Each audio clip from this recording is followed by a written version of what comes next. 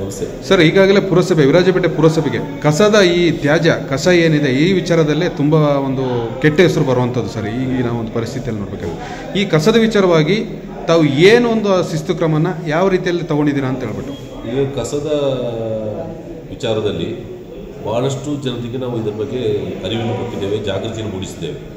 ಏನಾಗಿದೆ ನಮ್ಮಲ್ಲಿ ಎಲ್ಲೆಲ್ಲಿ ತ್ಯಾಜ್ಯವನ್ನು ಎಸೆಯುತ್ತಾರೆ, ಬ್ಲ್ಯಾಕ್ ಸ್ಪಾಟ್ ಅಂತ ಹೇಳ್ತೇವೆ, ಅಂಥ ಸ್ಥಳಗಳು ಈಗಾಗಲೇ ನಾವು ಪತ್ತೆ ಹಚ್ಚಿ ಗುರುತಿಸಿದ್ದೇವೆ ನಮ್ಮ ಸಿಬ್ಬಂದಿಗಳ ಮುಖಾಂತರ. ಅಲ್ಲಿ ಯಾರ್ಯಾರು ತ್ಯಾಜ್ಯವನ್ನು ಎಸೆಯುತ್ತಾರೆ ಅವರ ಮೇಲೆ ಕಣ್ಗಾವಲು ಇಟ್ಟುಕೊಂಡು ಅಲ್ಲಿ ಯಾರು ಎಸೆಯುತ್ತಾರೆ ಅವರಿಗೆ ದಂಡಿಸುವಂಥ ಕೆಲಸವನ್ನು ಮಾಡ್ತೇವೆ. ಈಗಾಗಲೇ ದಂಡವನ್ನು ಕೂಡ ವಿಧಿಸಿದ್ದೇವೆ ನಾವು. ಮತ್ತು ಅಂಥದ್ರಲ್ಲಿ ಅವ್ರ ನಿರ್ದಾಕ್ಷಿಣ್ಯ ಕ್ರಮವನ್ನು ಅವರ ಮೇಲೆ ಕೈಗೊಳ್ಳುತ್ತೇವೆ, ಯಾವುದೇ ರೀತಿಯ ತ್ಯಾಜ್ಯ ಅಂಥ ಬ್ಲ್ಯಾಕ್ ಸ್ಪಾಟಿಗೆ ಹಾಕದಂತೆ.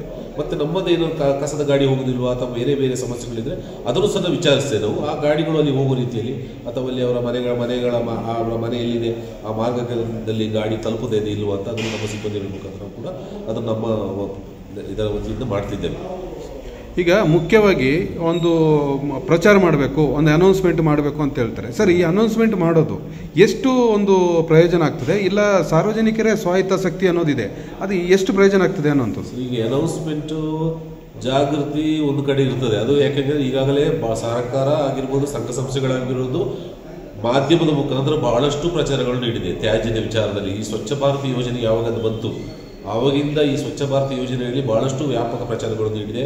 ಪ್ರತಿಯೊಬ್ಬರಿಗೂ ಕೂಡ ತ್ಯಾಜ್ಯವನ್ನು ಸಿಕ್ಕಿದಲ್ಲಿ ಎಸಿಬಾರ್ದು ಒಂದು ಆ ಜ್ಞಾನ ಎಲ್ಲರಿಗಿದೆ.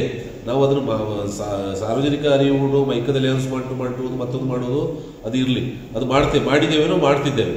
ಬಟ್ ಅದರೊಂದಿಗೆ ನಾಗರಿಕರ ಜವಾಬ್ದಾರಿ ಕೂಡ ಇದೆಯಲ್ಲ.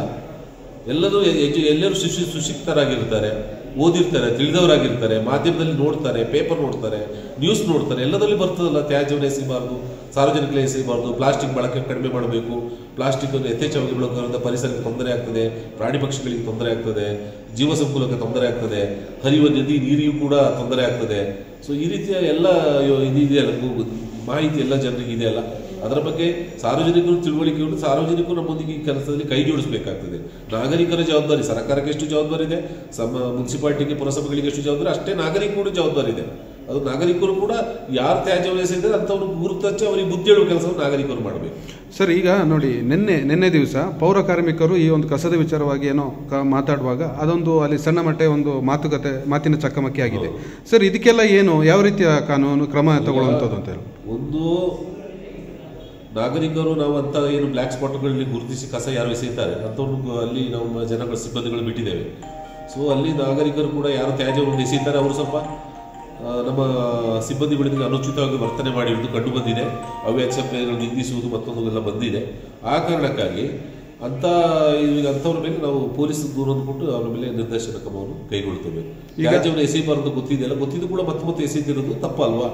ಅದಕ್ಕೆ ನಾವು ಅದಕ್ಕೆ ಸಂಬಂಧಪಟ್ಟ ಪೊಲೀಸ್ ಇಲಾಖೆಗೆ ನಾವು ದೂರನ್ನು ಕೊಟ್ಟು ಅದನ್ನು ನಾವು ಅವರ ಮೇಲೆ ಕ್ರಮ ಕೈಗೊಳ್ಳಲಿಕ್ಕೆ ವ್ಯವಸ್ಥೆ ಮಾಡ್ತೇವೆ ಸರ್. ಈಗ ದಂಡ ಹಾಕೋದು ಅಂತ ಹೇಳಿದ್ರಿ, ದಂಡದ ಜೊತೆಗೆ ಕಾನೂನು ಕ್ರಮ ಏನು ತಗೊಳ್ಳುವಂಥದ್ದು ಅವರಿಗೆ ಅಂತ? ಈಗ ದಂಡ ಒಂದು ಹಾಕ್ತೇವೆ, ಕಾನೂನು ಕ್ರಮ ನಮ್ಮಲ್ಲಿ ಇಲ್ಲ. ಅವರು ಈಗ ಪ್ಲಾಸ್ಟಿಕ್ಕು ಮತ್ತು ಇನ್ನಿತರ ಬಳಕೆಗಳಲ್ಲಿ ನಾವು ದಂಡದೊಂದಿಗೆ ಕ್ರಮಗಳು ಇದೆ. ಆದರೆ ತ್ಯಾಜ್ಯ ಎಸೆಯುವ ಬಗ್ಗೆ ನಾವು ಇದಕ್ಕೆ ನಿಯಮಗಳು ರೂಪಿಸಿಕೊಂಡು ಅದಕ್ಕೆ ಸಂಬಂಧಪಟ್ಟಂಥ ಪೊಲೀಸ್ ಇದರ 5 ಸೆಕ್ಷನ್ ಪ್ರಕಾರ ಅದರ ಪಬ್ಲಿಕ್ ನ್ಯೂಸೆನ್ಸ್ ಕಾಯ್ದೆ ಪ್ರಕಾರ ಯಾವುದೊಂದು ಅವ್ರ ಮೇಲೆ ಇದೊಂದು ಪನಿಷ್ಮೆಂಟ್ ಅಥವಾ ಶಿಕ್ಷೆಯನ್ನು ಮಾಡ್ಬೋದು, ಅದನ್ನು ಆ ಪ್ರಕಾರ ನಾವು ಮಾಡೋ ರೀತಿಯಲ್ಲಿ ನಾವು ಯೋಚನೆ ಮಾಡ್ತಿದ್ದೇವೆ. ಸೊ ಮುಂದಿನ ದಿನದಲ್ಲಿ ಅದನ್ನು ಸಹ ಕಾರ್ಯಗತಗೊಳಿಸ್ತೇವೆ. ಪೊಲೀಸ್ ಇಲಾಖೆಯೊಟ್ಟಿಗೆ ನಮ್ಮೊಟ್ಟಿಗೆ ಕೈ ಜೋಡಿಸಿಕೊಂಡು ಈ ಒಂದು ಕೆಲಸದಲ್ಲಿ ಶುಚಿತ್ವ ದೃಷ್ಟಿಯಿಂದ ಮತ್ತು ತ್ಯಾಜ್ಯವನ್ನು ಎಲ್ಲೆಲ್ಲಿ ಎಸೆಯುತ್ತಾರೆ ಇದಕ್ಕೆ ಏನಾದರೂ ಒಂದು ಕಾನೂನು ಅಥವಾ ಯಾವುದಾದ್ರು ಒಂದು ನಿಯಮಗಳ ಅಡಿಯಲ್ಲಿ ಇದನ್ನು ತಂದು ಅವರಿಗೆ ಸಂಬಂಧಪಟ್ಟಂತೆ ಅವರಿಗೆ ಒಂದು ಶಿಕ್ಷೆ ಗುರಿಪಡಿಸುವುದಾಗಲಿ ಅಥವಾ ದಂಡ ಪಾವತಿಸುವುದಾಗಲಿ ಅಥವಾ ಬೇರೆ ರೀತಿಯಾಗಿ ಕೂಡ ನಾವು ಅವರಿಗೆ ಏನು ಮಾಡ್ಬೋದು ಎಂಬುದರ ಬಗ್ಗೆ ಯೋಚನೆ ಮಾಡಿ ಮುಂದಿನ ದಿನಗಳಲ್ಲಿ ಅದನ್ನು ತಿಳಿಸ್ತೇವೆ. ಆದರೂ ಸಾರ್ವಜನಿಕರು ಕೂಡ ಇದಕ್ಕೆಲ್ಲ ಅವಕಾಶ ಕೊಡಬಾರ್ದು. ಶಿಕ್ಷೆ ಕಾನೂನುಗಳು ಎಲ್ಲವೂ ಇದೆ. ಪೊಲೀಸ್ ಸ್ಟೇಷನ್ ಇದೆ ಅಂದರೆ ಅಪರಾಧಗಳು ಕಮ್ಮಿ ಆಗಲ್ಲ.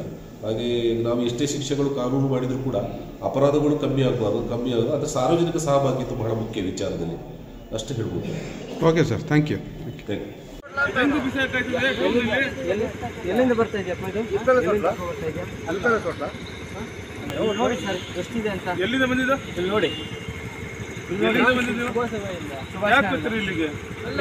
ಬೆಳಿಗ್ಗೆ ಇದು ಬರ್ತಿದಲ್ಲ ನಿಮ್ಮ ಮನೆ ಹತ್ರ ಗಾಡಿ ಹಾಕ್ಬೇಕಲ್ಲ. ಯಾವುದು ಚಿನ್ನದ ಅಂಗಡಿ ಇದಾವನಲ್ವಾ? ಎಲ್ಲಿ ಕೆಲಸ ಎಲ್ಲಿ ಅಂಗಡಿ ಇರೋದು? ನೀವು ಗಾಡಿಗೆ ಹಾಕ್ಬೇಕು. ಇಲ್ಲಲ್ಲ, ಗಾಡಿಗೆ ಹಾಕ್ಬೇಕು. ಈಗ ಹಾಕ್ಲು ಇವತ್ತಿನ ಹಾಕಿ ಬರೋದು.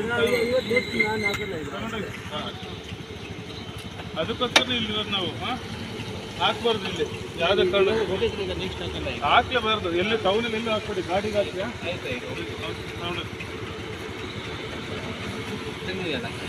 ನಮ್ಮನ್ನ ಕಳಿಸ್ಕೊಡ್ತೀನಿ ಈಗ. ನಾವು ಹಾಕ್ತೀವಿ, ನಮ್ಮನ್ನ ಕಳಿಸ್ಕೊಡ್ತೀನಿ.